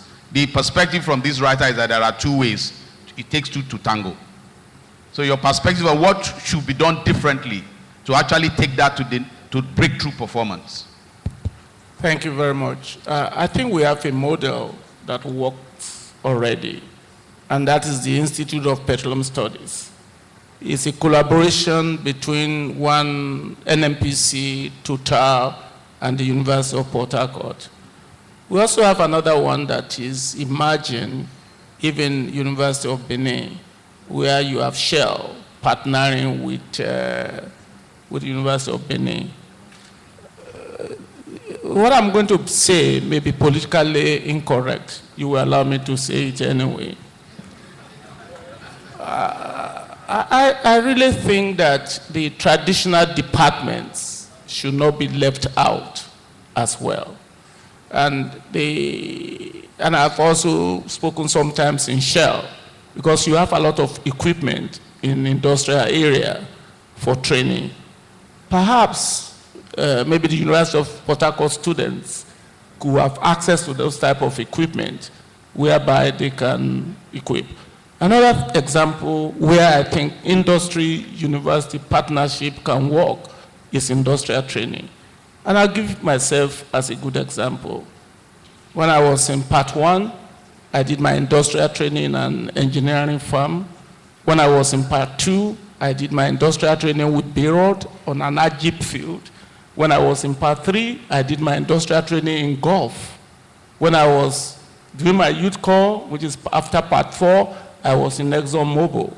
When I came to Shell to work in 1980, I was already baked, thrown into a drilling rig that was coming to Nigeria for the first time. I spotted the well. I ran the casing without any supervision. We have a petroleum training fund. Why can't we go back to what has worked?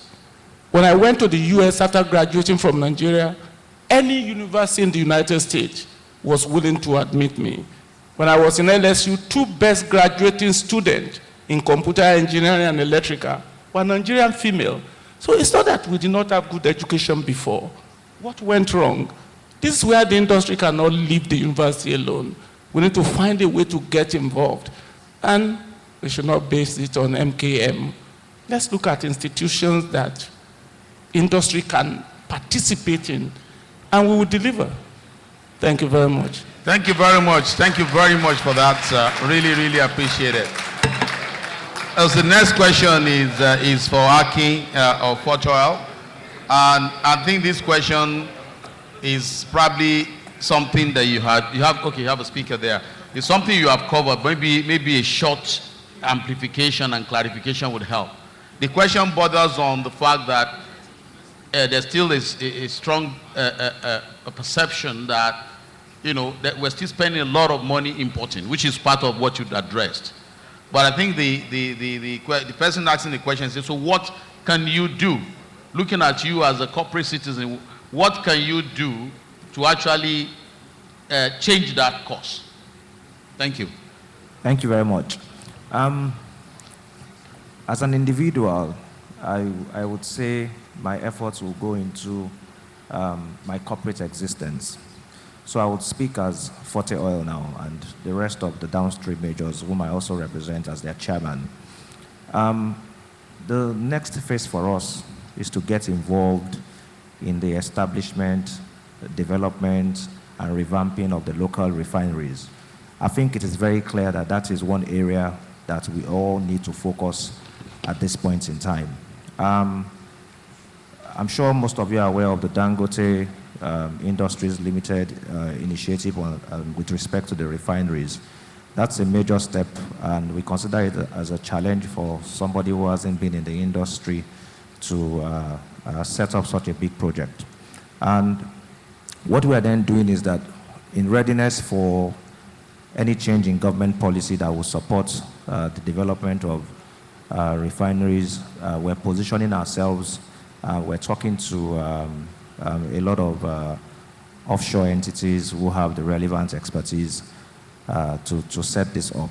So that's what we shall be doing corporately. Individually, what I will just do is I will ensure that I continue to drive that strategy so that we're able to reduce importation of petroleum products. It's not okay for a producing country to be a net importer of products. It's not just right. Thank you. Thank you very much for that. So it's all around more participation in the refineries, if I hear you correctly, and you position it. So this next question I will direct to Janine to answer for us. There's still a question out there around that this glut is not the first time, and I know you did address some of it yesterday, but there's still a questions around what can we still do differently to ensure we break this cycle of surprises. When it happens, we still as an industry still feel a sense of shock. Maybe, some amplifications on what should we do, considering that this is almost a permanent future, to actually be able to avoid these surprises. think, well, the easy answer to be is study history, right? We have a long history of this happening, and I think all of us, if we really search in our hearts, especially those of us who've been around a while, knew that when things were getting crazy and people were making decisions that were fairly independent of economics, most of us knew that we were near the top of the cycle. I think it's really down to financial discipline and discipline in our investments, and just making good decisions. Some companies do it better than others, and the ones that didn't do it very well are mostly disappearing in this downturn. So I think it really is a good management and good financial discipline and good cost management, which works in all parts of the cycle, and taking more of a long-term view than we often do. Thank you very much. Thank Mr. you very Gulari, much. can I just contribute to that right here? Yes. Okay. If I can just add to it, very practical for us to come here. Ms. Rita put this event in our outlooks. So what you all need to do is September 2020, because this happens every 6 years. All of you should go and put something in your calendar. September 2020, start to think of the next bust, and then that would remind you, and you don't get carried away with the booms. Thank you very much. So, Gringa, I was coming to you to take the last question from your perspective. The question here is, what would you advise SPDC? I say SPDC. Sorry, that's my bread and butter. So, SPE, what would be your advice for the role of SPE in this transformation and in addressing all the things that we've heard around managing this, this bust and taking it forward? What would be your advice for this professional body?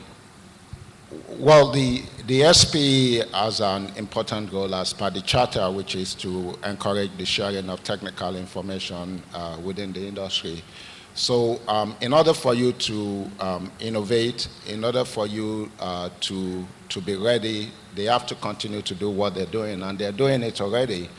There are lots of programs that are in place from the university students to even programs to train some of the people that have lost their jobs to prepare them to get back into the industry. And I'm sure Ms. Judah can tell you a lot of the different things. But one of the key areas, even though SPE is not a lobbying organization like the IADC or whatever, but some of the things that are discussed in conferences like this, some of the topics here, to ensure that we have official communique that goes back to the respective authorities in the government, and also to make sure that the leaders of the industry get all of this information where they can harness it, like in Nigeria where we have the OPTS, where SPE people can be part of that, driving it and reminding people in the industry from the non-commercial part of it, keeping everybody sane. That's what I can contribute to. Please, again, another round of applause. Thank you very much. Before I make an attempt to just give my perspectives on the summary of what I've heard, I just want to check again in the panel if there are anyone who has something really hot that you really want to contribute. So I'll come to Mr. Momo. So I'll give you a minute to summarize your perspectives before I come to Mr. Momo. Thank you. All right. Okay. Thank you very much. Please keep to a minute. Yes. One of the things that we should also look at with respect to producers is for us to put in hedging infrastructure, sort of a trading infrastructure around the trading of our barrels.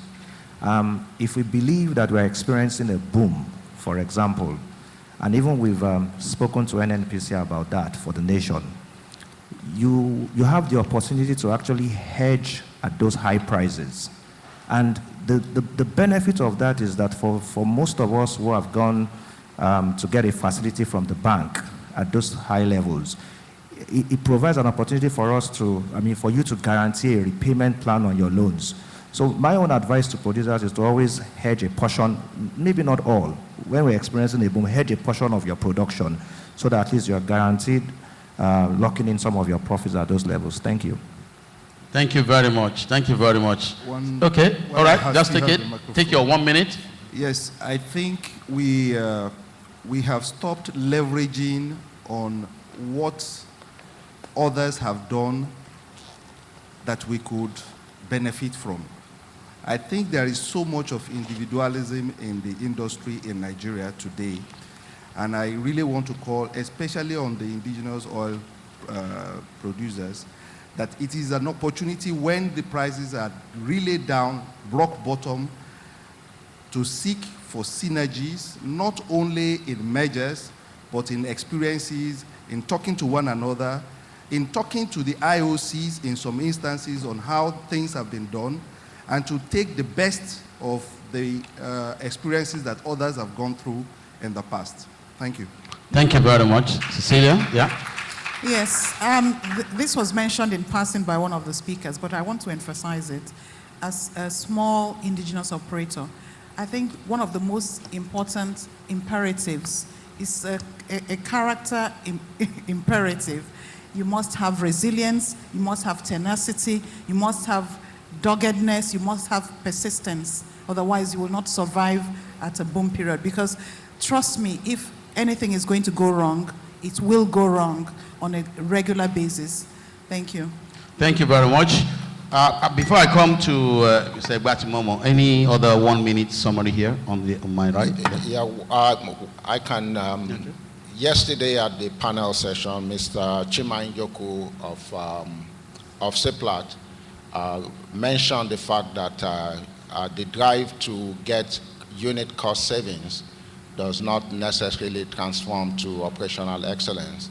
So I just want to remind the people there, even the indigenous, not to focus on those unit cost savings, but to focus on the total cost of the operation, because you may get something that seems a bit expensive, but that may save your lunch by preventing MPT on some other areas. Thank you. Thank you very much. Yes, please. Yes, my own 1 minute is to look at where to go now. And this is where whatever the industry can do, I'm not saying the government should participate in your business, but the government must create an environment that is conducive for you to do your business. And that begins with passing the petroleum industry bill before the end of December. Because by January next year, it's a political cycle, and that will create more uncertainty for this business. Another thing that I think the government must do is to find a way to move away from rentier economy, whereby the government just wants to be sharing and sharing. In that case, the government needs to create incentive to make the cake bigger. And that begins with what I call pragmatic, flexible, efficient, effective, equitable fiscal system instrument. And that, to me, is where to go. And I think that's where the government is trying to go now with the 4 aspects of the fiscal bill. 1, governance. 2, industry administration. 3, fiscal system. 4, host community bill. And they're working hard to make sure that they deliver before the end of December. Don't quote me. Thank you. Thank you very much. Thank you very much. Do you have anything else? I'll just make it really quick. Yes. One of the things that will be most effective is increased collaboration between the operator side of the business and the service side of the business, because in these down cycles, we can't pound on the contractors and expect them to be there in the upturn. Thank you very much. So, Mr. Egbati? Yeah, thank you very much. I'm going to keep you here for another hour. So, you know, I have just 2 words: engage and educate. On Monday, just before the minister made his speech, he was called up and was given a file. And I said to myself, what's in that file? And I asked around, and I was told that this came out of a meeting SP had with a minister who had asked them to proffer solutions to, I think one of them is going to do with reducing costs. So you have engaged at the highest level or close to the highest level in the country. Second point is educate, educate, educate. There are many other policymakers in the country who probably don't see it the way we see it. So the Oloibiri lectures, which we have every year, is an opportunity to find out what are topical issues. And maybe because oil price is low now, people might just listen. Because if you've got plenty of money in your pocket and you're playing around, you don't listen, you don't care. But now that I won't say we're broke, but we have serious problems with getting money, people might just listen. So educate and engage people. Thank you very much, sir. A round of applause, ladies and gentlemen. So in wrapping up, let me just, I know most of us have made our notes. Part of my role is to just give my quick perspectives on what I've also heard. And permit me that I may not be able to do justice to everything, but also help for us to reflect a little bit about what we've heard in the last hour and a half. I think the opening presentation was very, very clear. And like I summarized, for me, my takeaway there as I leave this hall is to reflect around what leadership means at different levels. Country leadership, having a clear vision, and taking a stand that people can follow. The Saudi thing, sometimes we trivialize it. But for most of us who know how they've diversified the economy, sometimes we always thought stabilizing our industry is about stabilizing ourselves. Big mistake. Stabilizing our industry is to have a stable economy, to have a stable context platform in which we operate. So being insular is bad news. And I think we've seen that. And I think that's what I take away from that opening speech. I take away learning from the shale. We were all skeptics. I remember when Professor Ledari had that presentation somewhere in this hall. Everybody was, what will happen? A few years down the road, it's happened. And there's a lot to learn. A lot of the companies, like one of the panelists said, IOCs have their opportunities of being a global company sometimes to react connected with global links and do something. It is true that these companies are responding. They are responding, and they are responding quick. As a country, as a community, how do we learn from those things and leap from there? That's the other thing I take away from that. And the third thing I took away there is around technology. The skeptics about technology, a lot of things have happened, a lot of things that we're doing are things that in 5 years' time will not exist anymore. And our ability to listen to what is happening and take advantage and look ahead, not just the current problems. I think you've heard the panelists emphasize long-term thinking, long-term. The perception that, yes, just fight this fire. As we're finishing the fire, we fight another fire. Looking long-term and putting, signposts on how we achieve that long-term is my third takeaway. We need to plan ahead, and we need to try and respond. So that was the very exciting opening speech. Then Cecilia gave us some perspectives around the sentiments, for some of us we call it, but also the reality of a small company and being pragmatic, and the fact that they don't even have the luxury to actually do otherwise. They have to act on low cost because they do not know anything else, and they've conditioned themselves to survive in those low costs. I was reviewing some of these new independents last week, and I realized the fact that they also have to take loans from the bank. You'll be amazed the creativity that goes into making the most of what they have, that most of the IOCs can learn from. We are learning a lot from that, and I ask us not to underestimate her comments around the learning from these smaller companies and how they are responding and all of that. So that's something that was quite interesting. She also talked about the whole issue around, creating. She talked about integrity. And again, round of applause to Mr. Egbati Momo for being an epitome of integrity. Not many people of his caliber can stand tall. I can tell you, we can't even find them. Yeah, but she talked about integrity, but also she then talked about how the role of ethics play in our survival. If we do all this work and one guy just, consumes it, of what value is it? It deflates the generation coming behind us. In fact, what I found is that it also frustrates creativity. People ask me, I say, why should I put all my energy with all these great ideas when I can just come and get away with some billions by just being in the right place at the right time and having the right network? As an industry, we need to be more vocal around ethics. I think we're a little bit timid. We need to be more vocal. We need to celebrate integrity, and we need to celebrate good ethics.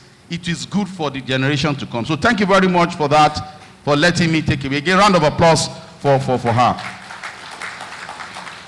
So Prof did make the connection again, as he always does, with the mathematical equation around GDP and the dependencies. And a lot of us can reflect on that. But he emphasized the whole issue around the manufacturing sector. He spent a lot of time.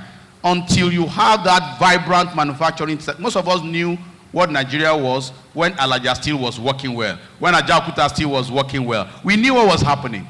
And we knew what happened to all of us when those things were no more. The dependency that came from that. And I think his point around, for us in the industry, in SPE, to put more energy into facilitating the manufacturing sector is a very critical survival element. And that's something that I'm taking away, and I hope some of us can also make a note of that. He did, as he always does as well, very critical around the role of government. For countries like the United States and UK, they have established institutions. So it is okay, we can compare, but we've got to be sensible. Our institutions are still in their infancy. So for us, it's not easy to just dismiss the government. Without the government, almost everything is impossible. So we begin to do our part by holding the government accountable in the best way we can, professionally, by demanding that they deliver on their commitments, and by leading by example.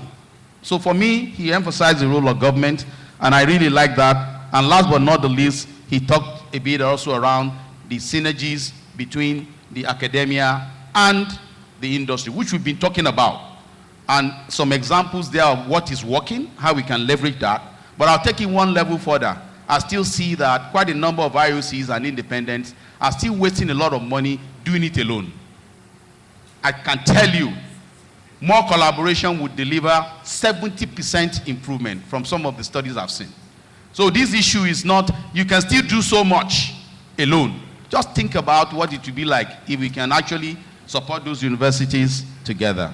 Then we move on to Victor, who talked a lot around the ups and downs that we've seen.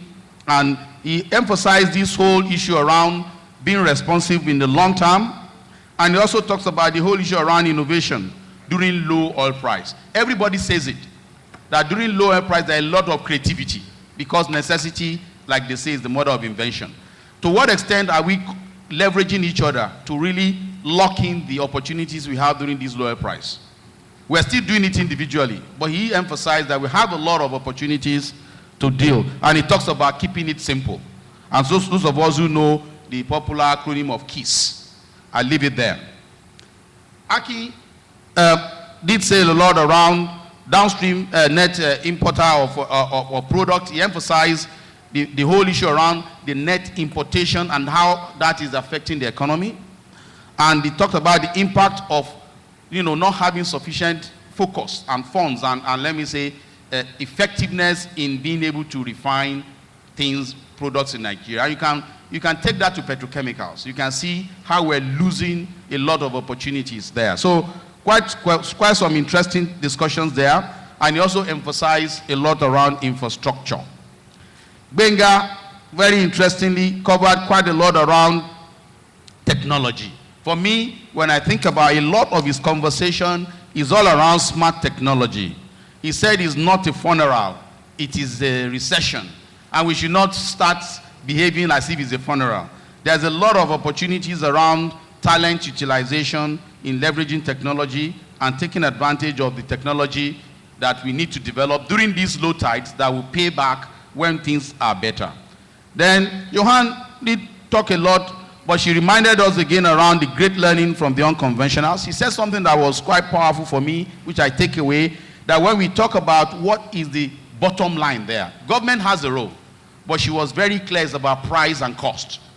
Those were the key drivers. For those things where we may not have direct control on price, we have a direct control on cost. And I think that emphasis came in very. She talked about planning for the long term as well. And she played back to us again around this governance, which I'll come back to, around the leadership. Whether it's a democracy, in Nigeria we should actually be enjoying the best of both.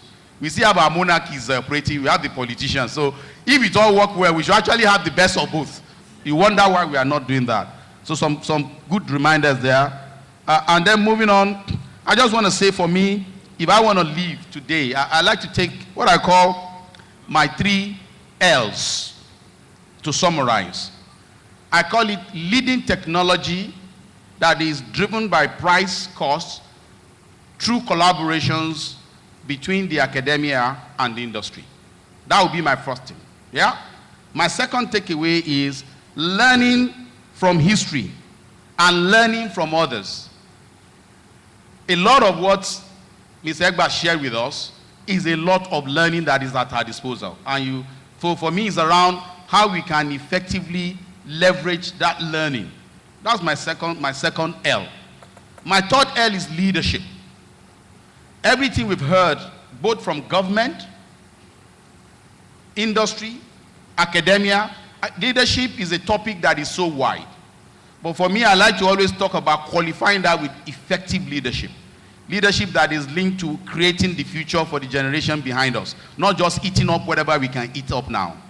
So I leave you with those 3 L's: leading technology, learning from history, and leadership at all levels. So ladies and gentlemen, I hope you've had a good time. Thank you very much to the panel sessions and the panelists. Really appreciate it. Thank you.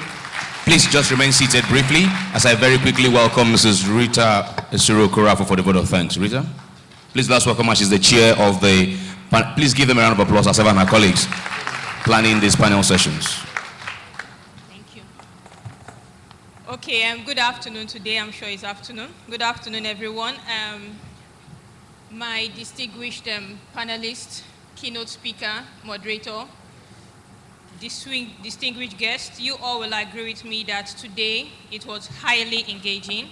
And if my notes were filled, I don't know if your notes were filled with takeaways from this session. So I want to thank everyone on the panel for this amazing panel session. We truly appreciate you. I want to also thank all of you who are sitting down here.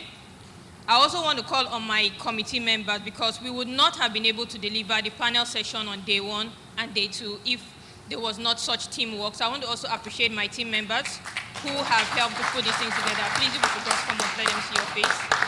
For their sleepless night, relentless efforts, coming here very early in the morning. Say thank you. Appreciate you. And I truly hope that you take something away from the panel session both of yesterday and today, and we look forward to seeing the actions that have come out of these discussions. Thank you all very much. Council Chair and incoming Council Chair, committee members, please on the podium, group photograph. Very quickly, gentlemen and ladies, if you may please stand. Now while they're doing this, quickly, if you are Kalagbo Christian, see me. Kalagbo Christian, see me. We're having the awards night tonight. An invitation is not by MKM. It is just for 3,000 naira.